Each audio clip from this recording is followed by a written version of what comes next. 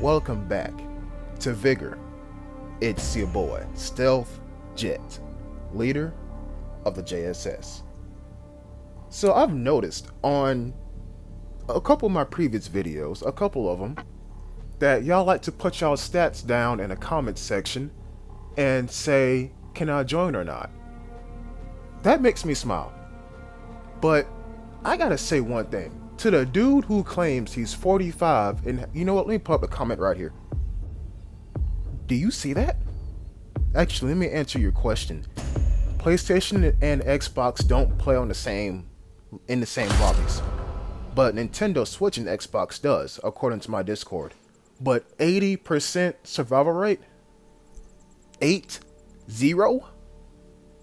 With that amount of encounters played and you survive that much, dude, come on in.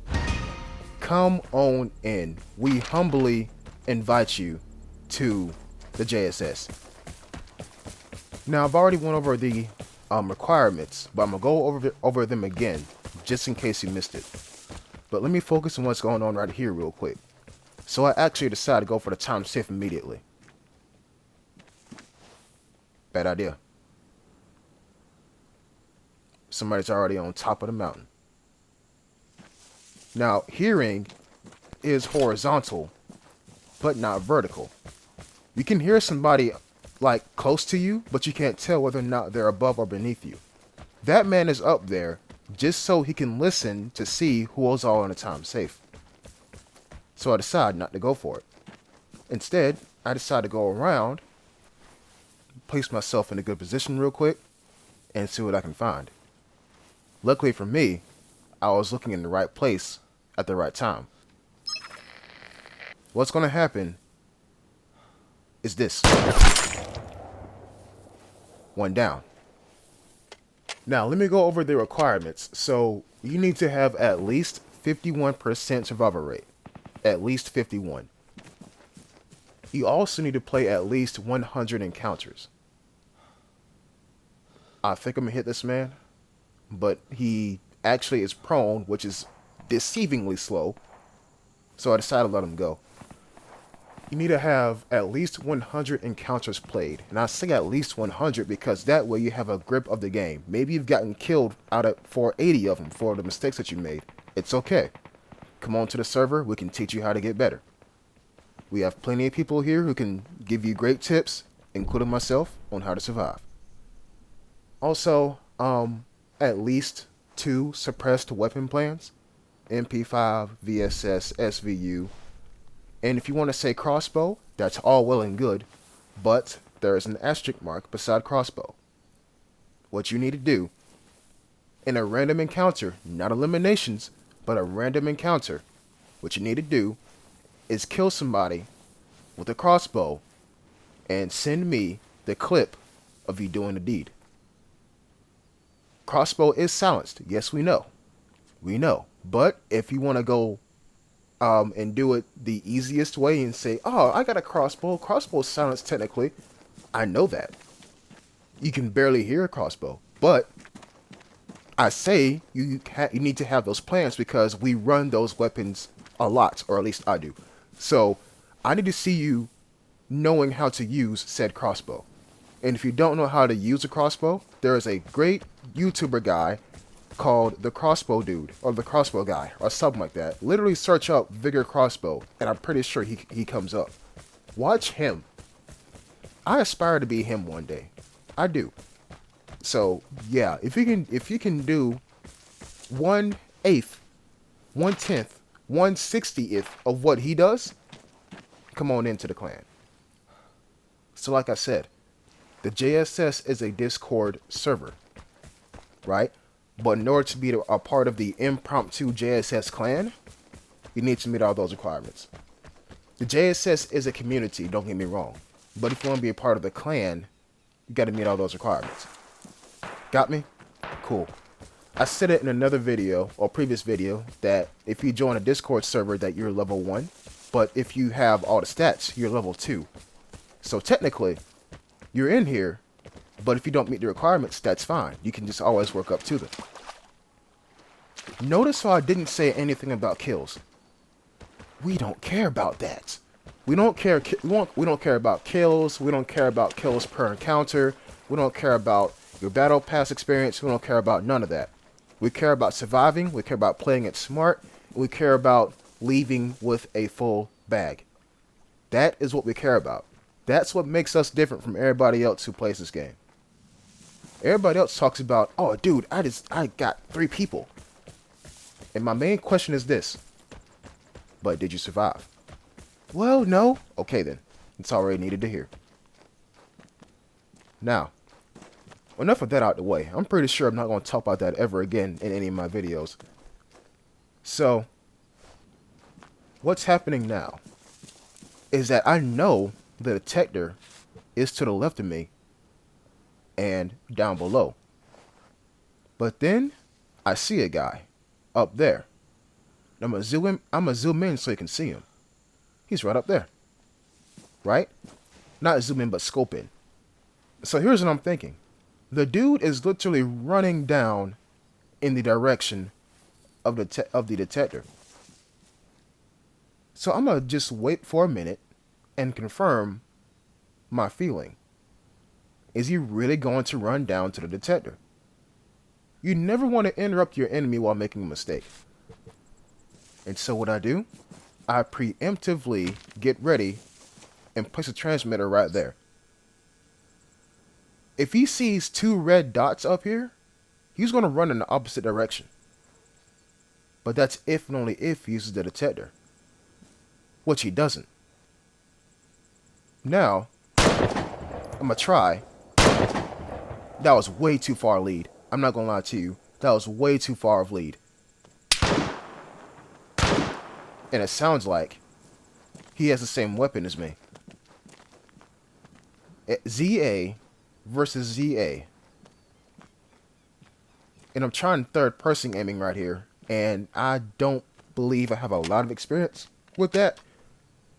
Unless it is on stream. And it's not going to work out. You see here, I'm waiting for him to pop around the corner again. And it's not working. Critical moment. Critical moment. Look what I'm doing. I'm relocating. You see, if I didn't do that, I wouldn't have spotted the dude to my left on that ridge line right there. You're always being watched. You're always being watched no matter what you do, unless you actually confirm that you hit the detector and you see no signals detected. You're always being watched. Right? So check this out. Look what I'm doing. What I'm doing is I get the idea of maybe I can pull back. Maybe I can pull back and go up this mountain in front of me and get a wonderful Overwatch position on the on the rim of the bowl. But then I have a change of heart. If I get up there too high, I'll miss everything. And I'm right, because that sounds like an L85A1 down there. And there's a whole gunfight going on. If I go up there too high, then I won't be able to tell what's going on. So as of right now, we have one dude with a ZA who's shooting right now, another guy with an L85, and maybe there's a third dude here too. We don't know. This is a bowl of death, after all.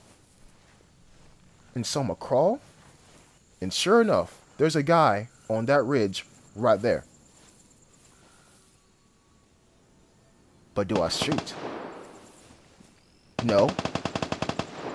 I don't shoot. Not yet. Santa Claus is not real.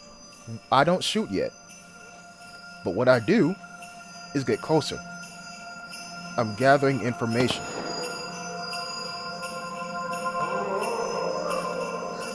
There are crows there, so that's definitely at least 2 Outlanders. That's at least 2 Outlanders. Now, I did hear a ZA. I did. And I also heard that doesn't sound like an L85. That sounds like something different. Don't know what it is, but it's something different.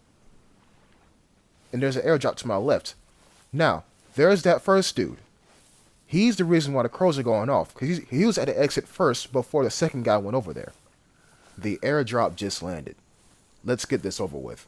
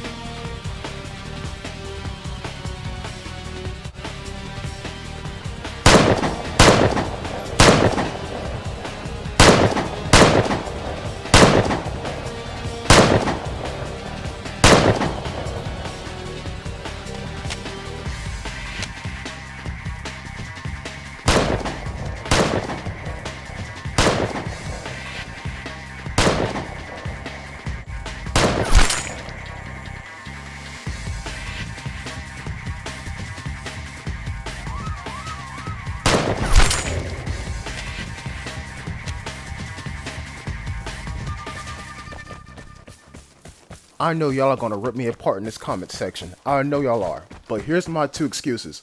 Here is my two excuses as I hear contact bomb. Number one, this was played at 10 o'clock in the morning. If you're a gamer, you know you play better at night because the screen is nothing but your only source of light. In the daytime, when I'm playing this game and the game setting is also in daytime, it's low-key hard to see things in shadows because they don't stick out to you because your entire room is filled with sunlight.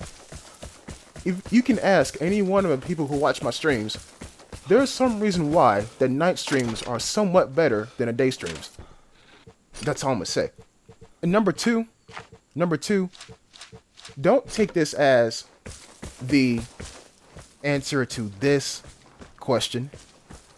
Don't worry, I'm gonna answer that question. But this question right here will not be posed in the video.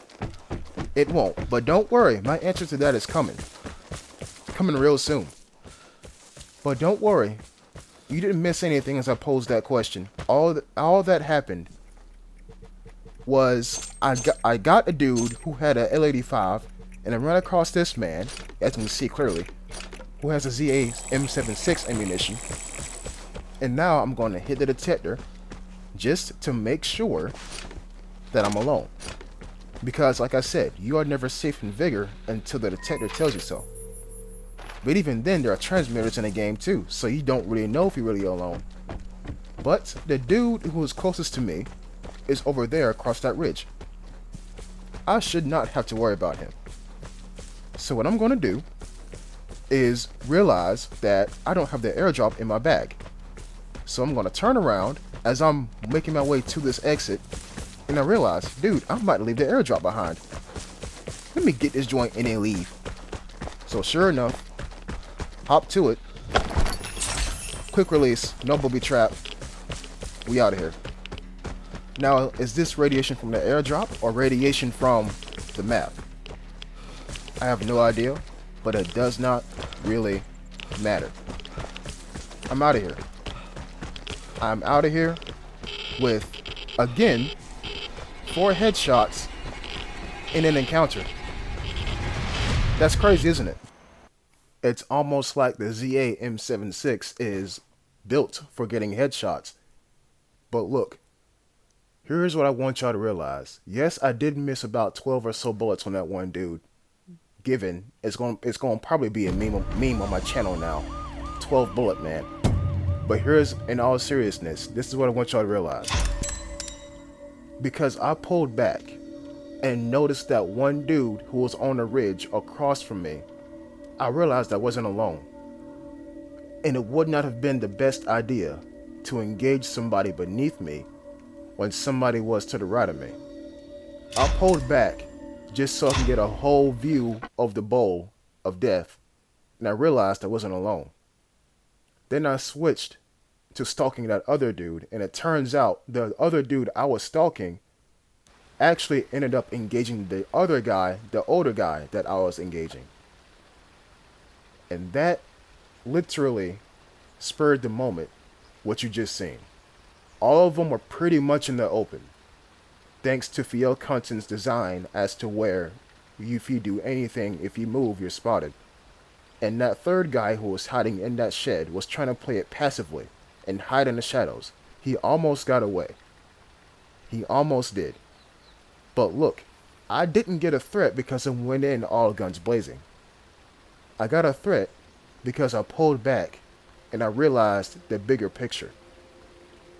The bigger picture, if you can master what that is in any given moment, you will increase your survival rate. You will. You gotta think about the entire thing. You can't tunnel vision on one dude who is shooting at you. Keep your camera on a swivel. You may catch somebody sneaking up and watching y'all have a gunfight. Once you see that second dude and you realize that you're third partied, go ahead and figure out an escape plan, because you're going to need it. Like I said, I got another video coming up, and I promise you don't want to miss that one. Until next time, peace.